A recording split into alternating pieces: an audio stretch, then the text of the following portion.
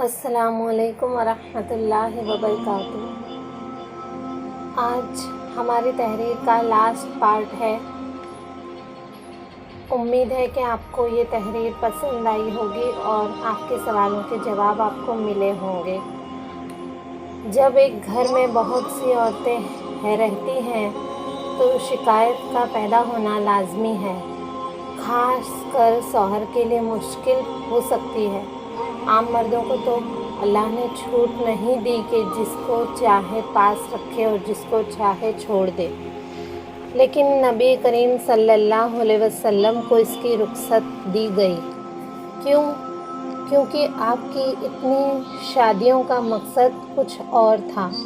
کوئی خاندانی یا شادی شدہ زندگی کی ضرورت کے لیے آپ کی شادیاں نہیں تھیں، اس لیے آپ کو اجازت دی گئی۔ آپ چاہیں تو ان کو ان کا حق دیں، چاہے تو نہ دیں، یہ اللہ کا حکم تھا۔ لیکن اس کے باوجود آپ صلی اللہ علیہ وسلم نے اس رخصت کو نہیں لیا، بلکہ اپنی بیویوں کے بیچ میں برابری کی، انصاف کیا۔ انسان کے اندر کیسے کیسے تضاد ہے، وہ دھوکے کو، جھوٹ کو، دوسروں کو چیٹ کرنے کو جائز سمجھتا ہے اور اس کی بجائے ایک حلال اور جائز کام کو برا بھلا کہتا ہے اور اس پر اعتراض کرتا ہے۔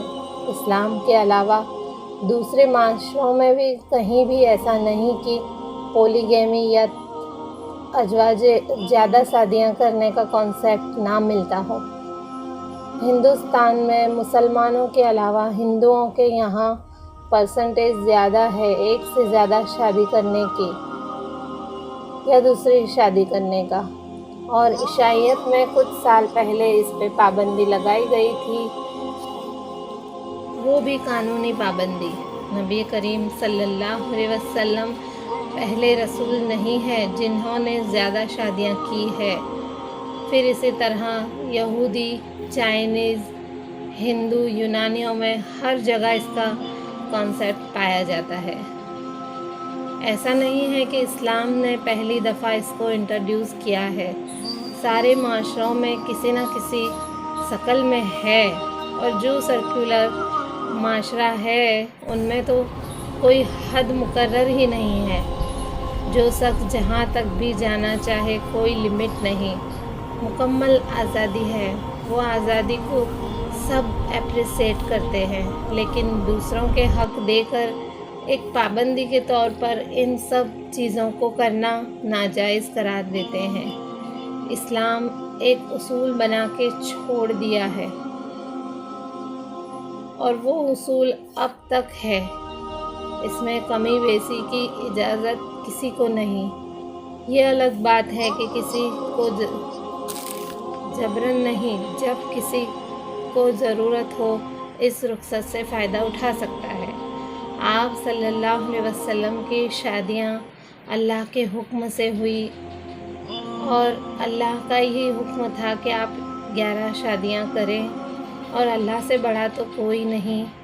اور آپ صلی اللہ علیہ وسلم کی شادیوں کے پیچھے ایک بہت بڑا مقصد تھا اسلام کو پھیلانے کا۔ ان کی بیویوں کے ذریعے ان کے قبیلوں تک اسلام پہنچا۔ تو یہ ہے آپ صلی اللہ علیہ وسلم کی شادیوں کا مقصد۔ امید ہے کہ آپ سمجھ پائے ہوں گے۔ اللہ کا ہر حکم سر آنکھوں پر، اللہ ہمیں توفیق عطا کرے اس بات کو سمجھنے کی اور اس علم کی باتوں کو زیادہ سے زیادہ پھیلائیں تاکہ سب کا کانسیپٹ کلیئر ہو، اور اللہ ہمیں نیک توفیق عطا کرے علم حاصل کرنے کی، صحیح علم حاصل کرنے کی، اور اس علم کو آگے پہنچانے کی۔ آمین۔ السلام علیکم ورحمۃ اللہ وبرکاتہ۔